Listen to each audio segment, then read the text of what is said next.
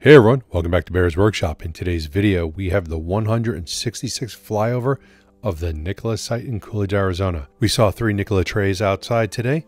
1 was in the tent and 2 were parked outside of it. There was no movement today with the trays. They were just sitting in their position. The dyno building has gotten most of the concrete poured now. There may be a little bit more work to do before that is done, but we can definitely see the size of that building is going to be pretty decent. The security building is also getting taller, and you can see the workers need scaffolding now to continue with the height that it's at.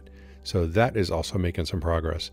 Didn't see any real action going on in the employee parking lot, but I know that's got to be coming soon. It looks like it's real close to being paved over. So hopefully we'll see that next week or so. I did count 30 frames outside today, so it looks like one of them may have gone in, or I miscounted, which I might have miscounted also, but it really looked like 30 to me. As far as that article that came out yesterday regarding the FUD from Electric, it was not really anything newsworthy, as most of it was not true. Nikola has already disputed most of that. It looks like a short seller was wanting to get some things taken care of to me.